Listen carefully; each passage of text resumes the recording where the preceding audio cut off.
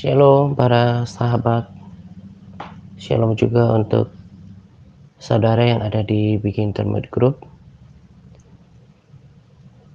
dan shalom juga untuk setiap orang yang menyaksikan video saya di TRC Channel. Pada kesempatan ini saya akan membahas tentang posting yang saya bagikan di TRC Group Facebook tentang 10 perintah Lucifer untuk menghancurkan anak-anak Tuhan. Nah, jadi topik sharing saya dari dulu itu selalu dari firman Tuhan. Nah, jadi saya perlu clearkan di awal supaya tidak ada yang berpikiran bahwa sumber dari sharing saya itu kok dari posting gitu ya. Nah, tetapi sudah sering saya sampaikan bahwa setiap apapun yang dibagikan pada posting, entah itu nubuatan, entah itu penglihatan, kesaksian, saya akan terima sepanjang apa yang disampaikan dalam muatan nubuatan, penglihatan, mimpi, kesaksian itu tidak bertentangan dengan firman Tuhan. Nah, jadi kali ini pun saya berangkat dari posting tersebut dengan tujuan untuk memberikan penekanan dan juga menarik perhatian dari khususnya para sahabat dan juga saudara yang bergabung di TRC Group yang Facebook untuk jangan hanya sambil lalu membaca posting tersebut. Dalam benak saya sederhana seperti ini. Jadi kalau sampai Lucifer melarang orang Kristen untuk berdoa misalnya, seperti yang salah satu dimuat pada posting tersebut, seperti berdoa misalnya. Nah, berarti itu sangat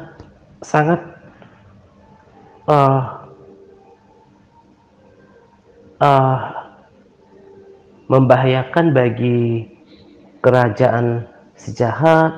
Lalu iblis tahu, iblis yang dulu pernah bersama-sama dengan Tuhan di dalam kerajaan surga, tahu tentang the power of prayer, kuasa daripada doa. Nah, kalau sampai halangan untuk berdoa merupakan salah satu misi yang pelarangan tentang berdoa merupakan salah satu misi yang ditugaskan oleh Lucifer, berarti kita harus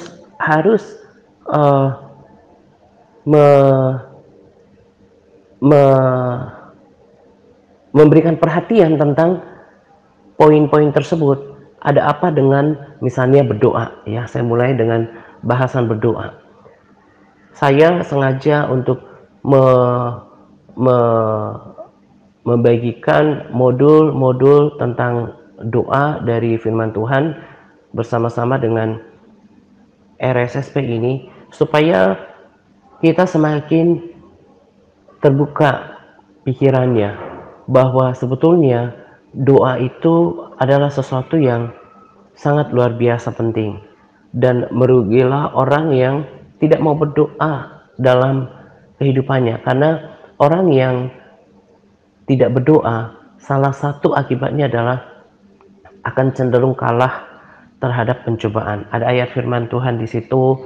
Firman Tuhan berkata kepada kita bahwa berjaga-jagalah dan berdoalah supaya kamu jangan jatuh ke dalam pencobaan. Di situ juga ada janji-janji yang luar biasa tentang firman Tuhan yang di mana Tuhan sendiri berjanji bahwa kalau kamu berseru, maka aku akan menjawab. Nah, si iblis tidak mau kalau kita kemudian mendapatkan hal-hal yang luar biasa daripada Tuhan. Itulah kenapa si jahat tidak mau kita berdoa dengan menyerang orang-orang Kristen dengan kemalasan, kemudian kantuk gitu ya. Karena iblis tahu bahwa orang Kristen yang berdoa akan menjadi orang Kristen yang bukan saja berkemenangan, tetapi mereka akan melakukan perkara-perkara besar, mereka juga akan mengerti kehendak Tuhan. Kita bisa lihat seperti Daniel yang biasa berdoa 3 kali dalam sehari. Kita bisa membaca nanti pada Capas tentang modul perihal doa, tentang Elia yang berdoa. Jadi orang-orang yang berdoa adalah orang-orang yang melakukan perbuatan-perbuatan yang gagah perkasa. Kenapa? Karena ketika kita berdoa, maka kita melibatkan kuasa yang luar biasa daripada Tuhan. Nah, ini yang coba dihalangi oleh si jahat.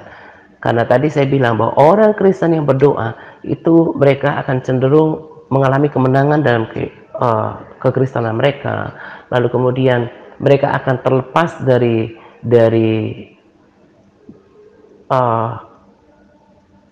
jerat si jahat. Mereka akan keluar menjadi seorang yang bahkan lebih daripada pemenang atas setiap permasalahan hidup mereka, gitu kan. Bahkan mereka bisa menemukan kehendak Tuhan. Nah, ini yang coba dihalangi oleh si jahat. Saya masih ingat ada sebuah artikel yang berkata bahwa orang-orang Kristen yang memiliki jam-jam doa yang teratur, mereka itu tidak bisa disantet, mereka itu nggak bisa diguna-gunain. Kenapa? Karena benteng perlindungan Tuhan itu sempurna dalam kehidupan mereka. Nah, itulah kenapa saya belajar untuk memiliki jam-jam doa yang teratur. Saya berdoa pada subuh, saya berdoa pada siang hari, dan juga saya berdoa pada malam hari. Nah, nanti para sahabat bisa review ayat-ayat firman Tuhan perihal doa, dan juga saudara yang baru bergabung bersama dengan kami, saya berharap saudara bersedia untuk membaca dengan seksama firman Tuhan terkait dengan doa, dan kiranya Anda kemudian dibukakan mata rohaninya tentang tipuan si jahat yang melatar belakangi kenapa kok dia menghalangi orang Kristen untuk berdoa, dengan harapan ke depan bahwa bahkan setelah mendengarkan RSSP ini, saudara tidak lagi menjadi korban pembodohan dari si jahat. Ya kan? Berarti orang Kristen yang tidak berdoa adalah korbannya. Ya bukan? Orang Kristen yang memang tidak berdoa adalah korban pembodohan dari tipuan si jahat ini. Nah, makanya orang Kristen yang tadi saya katakan, orang Kristen yang tidak hidup di dalam doa akan cenderung kalah terhadap pencobaan hidup yang Tuhan izinkan terjadi dalam kehidupannya, yang cenderung kalah terhadap masalah, cenderung bersungut-sungut, tidak menjadi orang Kristen yang kuat, berkemenangan, tidak berkemenangan, boro-boro mau menemukan panggilan Tuhan dalam kehidupannya untuk menang setiap hari saja. Untuk kuat tidak akan mungkin. Kenapa? Karena manusia yang sejatinya harus bergantung kepada Tuhan gitu. Kalau seseorang mengandalkan kekuatan sendiri, itu pasti gagal. Bahkan firman Tuhan berkata, kalau orang mengandalkan kekuatannya sendiri, maka dia adalah orang yang terkutuk. Nah, saya lanjutkan tentang bahasan posting gitu ya. Kenapa tadi saya sudah jelaskan bahwa kenapa sampai si jahat Lucifer menghalangi orang untuk berdoa, karena dia tahu kuasa dari doa tadi. Nah, lalu yang saya ingin tambahkan di sini juga adalah bahwa kenapa sampai Pastor Moise ini kemudian diperlihatkan oleh Tuhan tentang fakta di alam roh ini. Jadi saya mau sampaikan kepada kita bahwa di samping alam jasmani yang kita bisa lihat fisik, ada loh alam nyata, tetapi tidak terlihat oleh kasat mata, yaitu alam rohani. Jadi saya berharap kita semakin pintar setelah mengetahui fakta ini. Jadi penguasa-penguasa di udara, pemerintah-pemerintah, penghulu-penghulu dunia yang gelap ini, dan roh-roh jahat di udara, itu sebuah kerajaan yang tidak kasat mata, tapi faktanya mereka ada. Dan mereka lah yang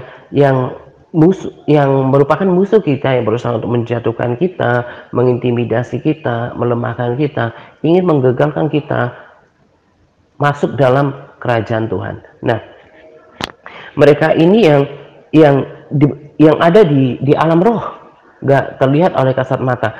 Nah, kalau sampai Tuhan memberikan keistimewaan kepada Pastor Moise untuk kemudian memperlihatkan apa yang terjadi di alam tidak nyata ini, itu berarti kita harus memberikan perhatian bahwa ini penting gitu, supaya kita nggak tertipu. Nah, lewat pewahyuan ini kan kemudian kita mengerti bahwa di alam yang tidak nyata itu ada sebuah kegiatan kerajaan kegelapan yang melakukan misi ini, menghalangi orang Kristen untuk berdoa, menghalangi mereka berpuasa, menghalangi mereka membaca Alkitab, memberikan persembahan persepuluhan, tidak membayar persembahan persepuluhan, dengan roh kebencian dan roh perpecahan. Ini saya tegaskan dulu tentang roh kebencian ini, nanti saya takut lupa gitu. Saya masih ingat kejadian di tahun ini gitu ya, ketika ada orang-orang yang berusaha untuk menyerang saya, mencemarkan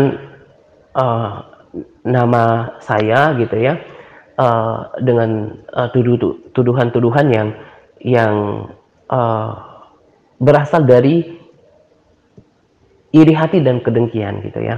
Nah, ketika saya prepare RSSP ini sebetulnya RSSP kali ini saya betul-betul bergumul untuk mempersiapkannya. Saya tahu juga bahwa si jahat tidak mau saya menyampaikan sharing yang saya tahu telah memberkati orang-orang yang saya layani gitu ya. Nah, ketika saya prepare RSSP ini, saya dibuat mengerti gitu ya, bahwa orang-orang yang tidak dewasa, orang-orang yang sakit hati, orang-orang yang menyimpan kemarahan, orang-orang yang menyimpan iri hati dan kedengkian yang menyerang saya di waktu yang lalu, itu adalah alat si jahat ini. Jadi bagaimana supaya orang-orang benar, orang-orang yang sudah bertumbuh di dalam kerohanian, orang-orang yang bersungguh-sungguh mau ikut Tuhan gitu ya, mempersiapkan kekalannya, mengerjakan keselamatannya, bahkan kalau orang-orang tersebut berdampak untuk keselamatan jiwa-jiwa. Nah, si jahat berusaha untuk membangkitkan kebencian di dalam diri orang ini. Supaya apa?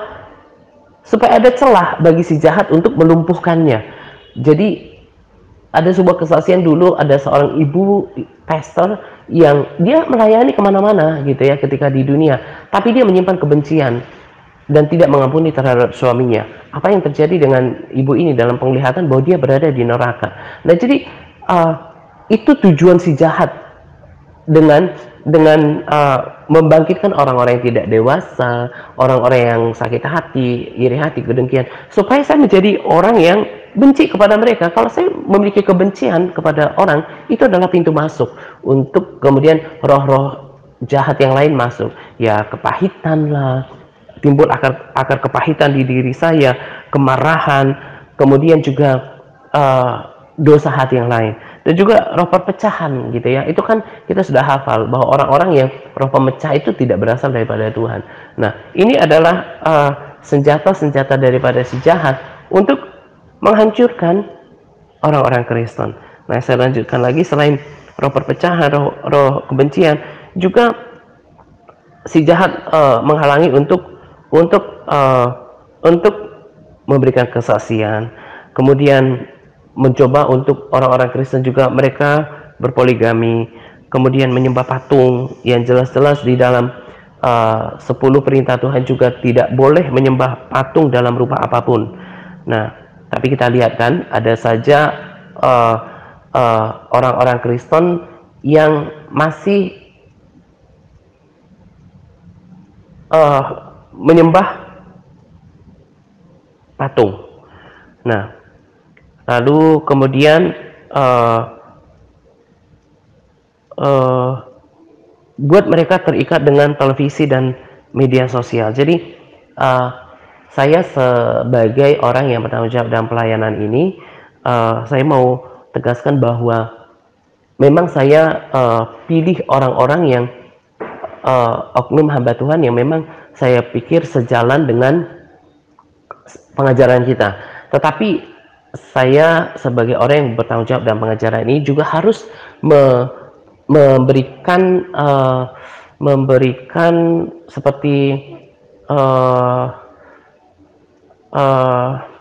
pencerahan ya, supaya apa yang saya yang disampaikan oleh orang-orang yang saya rekomendasikan tidak diterima utuh gitu ya. Karena kita mau terima orang yang sempurna kan nggak ada, tapi yang bertentangan dengan nilai pengajaran TRC harus adakan pencerahan seperti klarifikasi atau penjelasan lagi gitu ya. Jadi kalau saudara atau sahabat dengarkan ada oknum hamba Tuhan yang kemudian sangat terikat dengan sebuah program tontonan tertentu, saya nggak setuju itu. Saya tidak melarang orang untuk nonton televisi atau tontonan apapun yang disajikan di televisi. Tetapi kalau orang kemudian terikat di dalam sebuah tontonan gitu ya, atau televisi, bagi saya itu tidak sesuai dengan iman seorang Kristen gitu. Dan bukan cuma dalam posting ini, tetapi beberapa kesaksian atau penglihatan atau pernyataan yang disampaikan dalam beberapa video yang saya sudah saksikan juga, memang Tuhan tidak menghendaki kita terikat pada tontonan televisi entah program apapun juga, karena itu adalah hal-hal duniawi sekalipun memang kita perlu belajar gitu ya. Makanya saya bilang ada kata jangan sampai terikat gitu ya terhadap sebuah program tertentu gitu. Nah, karena ini akan membuat orang lebih mencintai dunia, lebih coba sadar apa enggak ketika kita menonton sebuah televisi, jangankan televisi gitu ya. Saya kan kemarin udah cerita ketika saya melakukan aktivitas fisik pagi hari. Nah, di sela-sela mendinginkan tubuh saya supaya keringat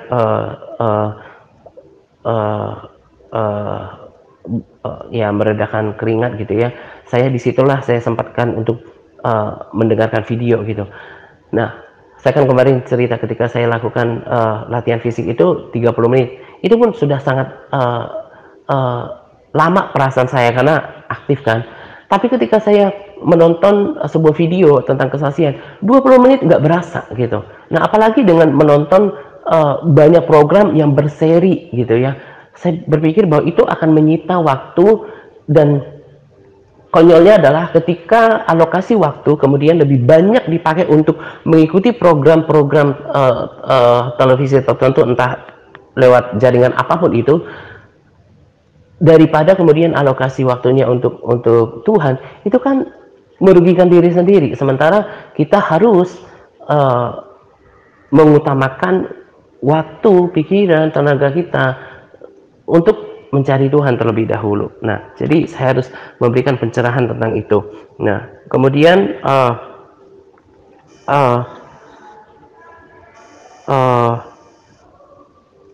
saya akan kembali lagi pada hal-hal yang dilarang, yang iblis nggak mau kita lakukan gitu ya, tentang par gitu ya. Saya langsung masuk kepada istilah par yang merupakan jiwa daripada pengajaran TRC. Makanya saya paling nggak suka, paling nggak mau melayani orang kalau dia nggak berkomitmen untuk membaca firman. Nggak bakalan bisa kerohaniannya bertumbuh tanpa nutrisi dari firman Tuhan. Lalu berdoa. Kenapa jadi sekarang para sahabat semakin mengerti dan juga saudara paham gitu ya. Kenapa kami sangat menetapkan aktivitas rohani ini dalam pemuritan? Karena ya tadi saya katakan bahwa kenapa si jahat sampai menghalangi orang Kristen untuk berdoa dan berpuasa, membaca Alkitab gitu ya.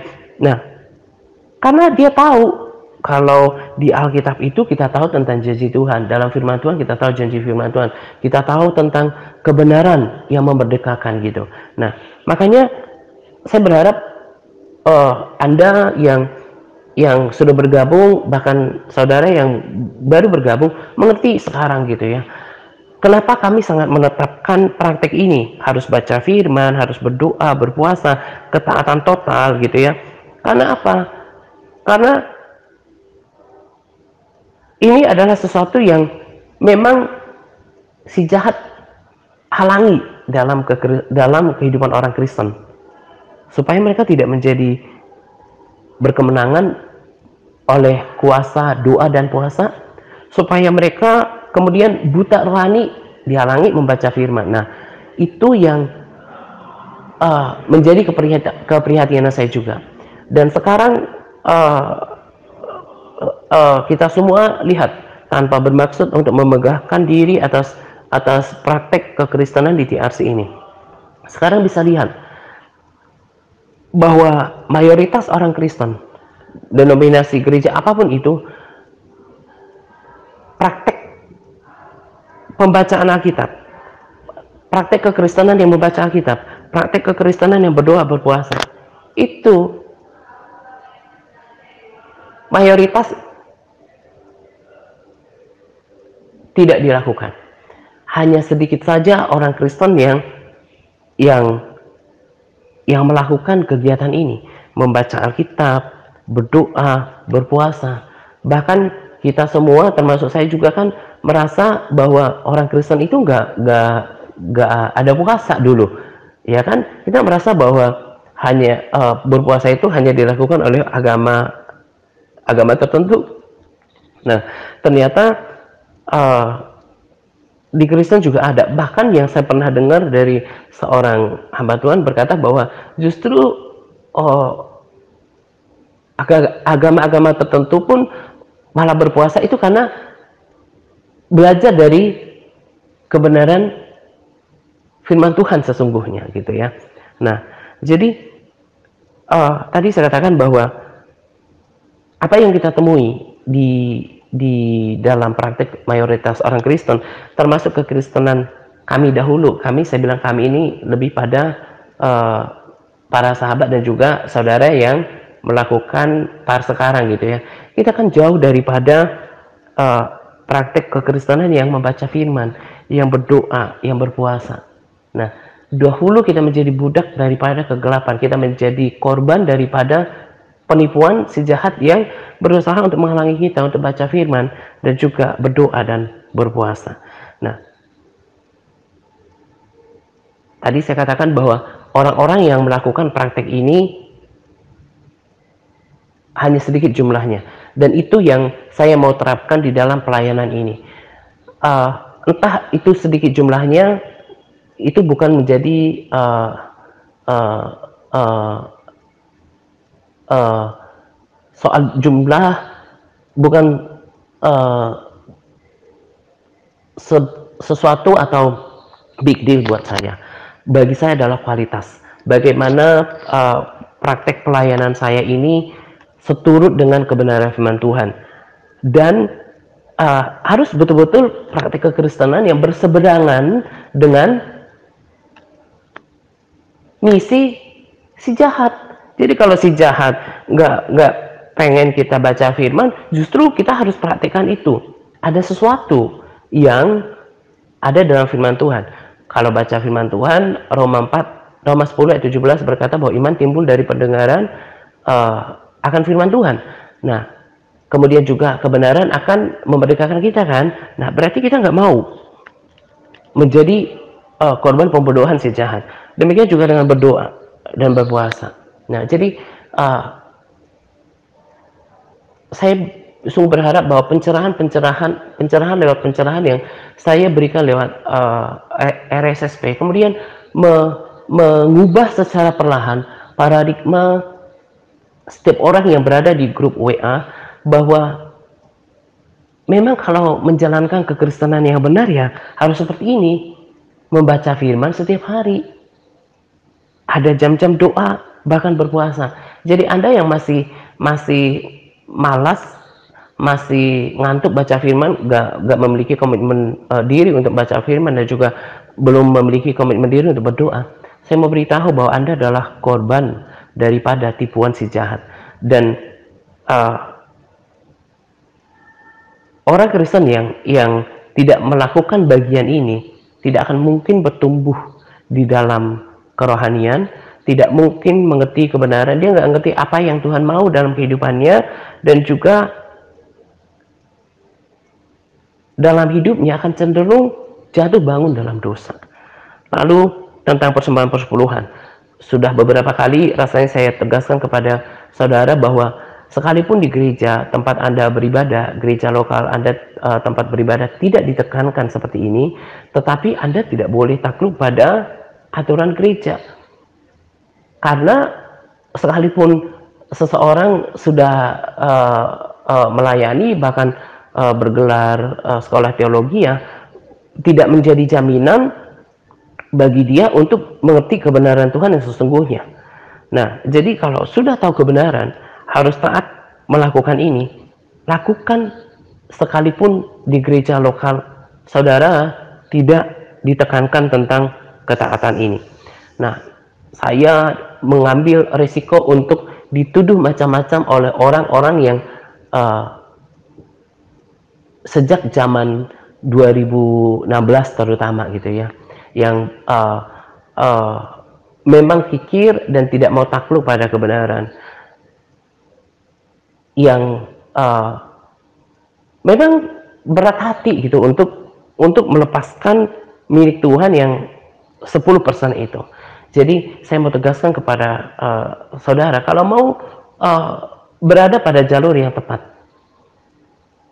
berseberangan dengan misi si jahat, berdoa dan berpuasalah. Latih dirimu untuk berdoa dan berpuasa. Bacalah firman, taati hukum-hukum Tuhan, baik menjaga hati.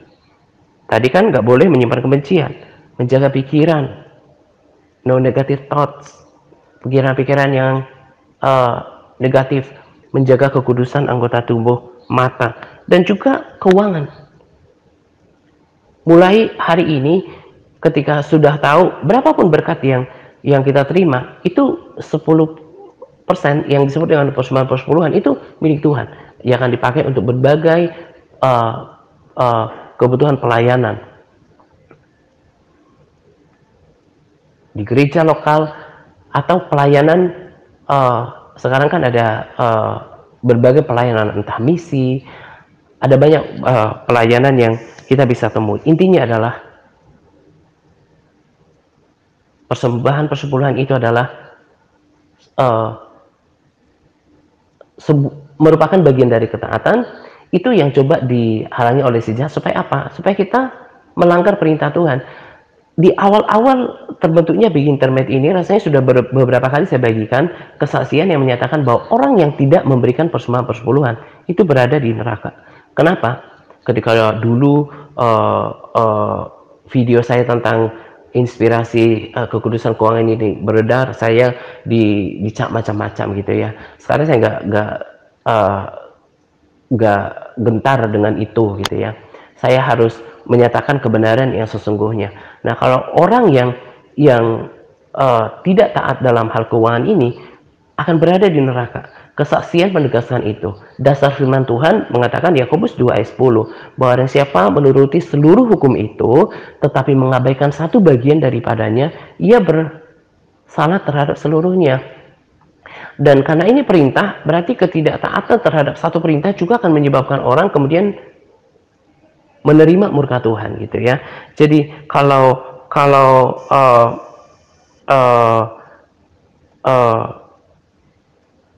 si jahat menghalangi ini, berarti dia punya tujuan kan. Jadi kalau orang kemudian cinta uang, kikir, kan Alkitab juga bilang orang kikir tidak mendapat bagian dalam kerajaan Allah. Maka tujuan si jahat berhasil. Orang-orang Kristen yang tidak melakukan ini akan bersama dengan dia di dalam kengerian dapur api di neraka. Nah, lalu kemudian menyembah patung. Menyembah patung tadi kan sudah bagikan. Ada orang-orang Kristen yang menyembah patung, entah nenek moyang lah atau mungkin dalam peribadatannya gitu ya. Nah, kita bisa lihat dengan mata kita, dengan pengetahuan kita. Masih kita jumpai orang-orang yang seperti ini. Orang-orang yang masuk gereja tapi melakukan ini. Nah, itu adalah kekejian bagi Tuhan gitu. Nah, lalu buat sehingga mereka berdoa kepada orang-orang kudus dan orang-orang yang sudah mati gitu ya. Nah, ini juga nggak boleh dilakukan. Nah, entah santo apapun namanya, kita nggak boleh meminta kepada santo-santo. Kita hanya berdoa kepada Yesus Tuhan. Lalu kemudian berdoa kepada orang mati aja nggak bisa ngurusin dirinya. Dia sudah terpisah daripada hidup kita gitu ya. Jadi kalau berziarah boleh saja membersihkan makam orang-orang yang kita kasihi, tapi bukan untuk berdoa gitu. Nah, ini nanti dibaca lagi, dan saya berharap ketika sudah dapatkan pencerahan lewat RSSP, maka pesan ini betul-betul diingat gitu ya, supaya jangan menjadi korban pembohongan si jahat yang menjadi orang Kristen yang malas baca firman, tidak mau memiliki jam-jam doa, tidak mau berpuasa gitu ya. Dan juga jangan membiarkan roh kebencian, iri hati, sakit hati di dalam diri kita. Karena kalau orang sampai terjerat oleh tipuan-tipuan ini, berarti secara sederhana kan kita pahami, supaya iblis mau orang-orang Kristen itu tidak diselamatkan, tidak masuk surga, namun ikut bersama dia di dalam lautan api. Karena dia nggak mau sendiri. Dia cemburu dengan manusia yang menggantikan posisinya menjadi milik kesayangan Tuhan, dan dia nggak mau juga hanya sendiri di dalam lautan api. Nah, saya pernah katakan bahwa orang-orang Kristen yang nggak bergaul dengan firman Tuhan adalah orang-orang yang berpotensi akan masuk ke dalam neraka. Kenapa? Karena dia nggak mengertikan kehendak Tuhan. Sementara Matius 7 ayat 21 berkata bahwa bukan setiap orang yang berseru kepadaku Tuhan, Tuhan akan masuk ke dalam kerajaan surga, melainkan dia yang melakukan kehendak Bapakku yang di surga. Nah, karena itu bacalah firman Tuhan. Baca dan lakukan. Miliki jam-jam doa yang teratur. Belajar berpuasa. Saya bersyukur sekarang sudah terus meningkat jumlah saudara yang mau membaca firman Tuhan dan juga berdoa. Bagi Anda yang sudah melakukannya sudah beberapa bulan ini, tanamkan karakter kesetiaan dan konsistensi. Sudah terus bertambah memegahkan hati, sekalipun itu belum jaminan ya, karena dalam perjalanannya kan kita akan lihat ada orang yang kemudian undur karena memang harga kesetiaan itu mahal. Ketika berangkat dalam satu rombongan, dari pengalaman saya sudah jalan 6 tahun, nggak semua akan sampai kepada tujuan. Kita memang belum sampai pada tujuan, tetapi dalam perjalanan waktu akan ada orang-orang yang memang mengundurkan diri gitu ya. Bermegahlah kalau memiliki kemudian kesetiaan, konsistensi, dan ketaatan dalam mengikut Tuhan. Jangan bermegah dengan pengalaman spiritual yang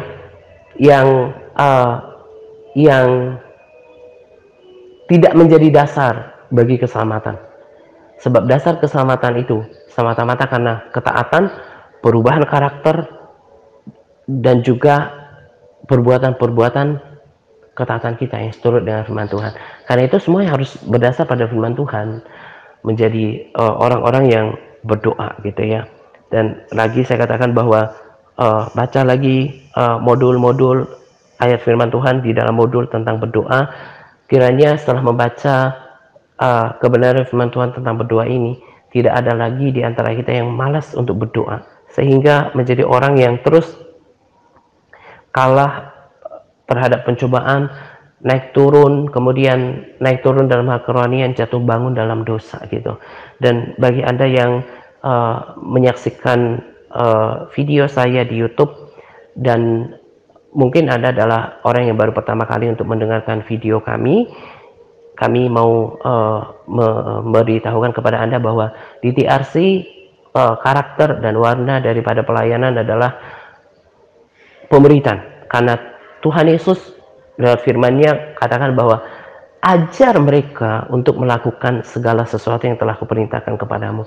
Jadi di dalam pelayanan ini saya lebih cenderung untuk mengajar melakukan. Kita bukan cuma tahu tentang kebenaran firman Tuhan, tapi diajar untuk melakukan, diajar untuk berdoa, diajar untuk berpuasa, diajar untuk melakukan itu semua, membaca firman, dan juga ketaatan. Nah, kalau ada di antara Anda yang memang ingin menjalankan kekristenan yang berubah, yang berbeda, gitu kan? Nah, saudara, Anda bisa menghubungi nomor-nomor WA yang tertera pada deskripsi video-video saya, dan Anda juga bisa bergabung di TRC Group di Facebook. Dan yang lebih saya harapkan adalah bila Anda kemudian bersedia untuk ikut dalam grup pemberitaan bersama dengan kami, karena kekristenan kami berubah ketika kami kemudian didisiplinkan untuk melakukan kebenaran firman Tuhan yang ada di dalam Alkitab. Nah, ini saja yang saya hendak bagikan kepada setiap kita. Lagi-lagi saya katakan bahwa percumalah kemudian kita mendengarkan RSSP, sudah menyediakan waktu puluhan menit kita dengarkan RSSP, kita seolah-olah seperti orang rohaniawan, tetapi kemudian kalau tidak diikuti dengan praktek, maka semuanya akan menjadi sia-sia. Berkali-kali juga saya sampaikan bahwa praktek kekristenan di TRC ini adalah kekristenan yang praktek. Nah, jadi khusus bagi Anda yang belum mengambil komitmen untuk melakukan PAR, saya berharap setelah mendengarkan pesan RSSP ini, Anda segera mengambil komitmen untuk membaca firman, berdoa, dan kita berkomitmen untuk menjadi pelaku atas setiap firman Tuhan yang kita dengarkan gitu ya. Nah, ini saja yang saya mau sampaikan pada kesempatan ini. Selamat menjelang doa untuk kita sekalian. Semangat berpuasa kepada para sahabat yang terus bersemangat dalam berpuasa. Semangat PAR. God bless us.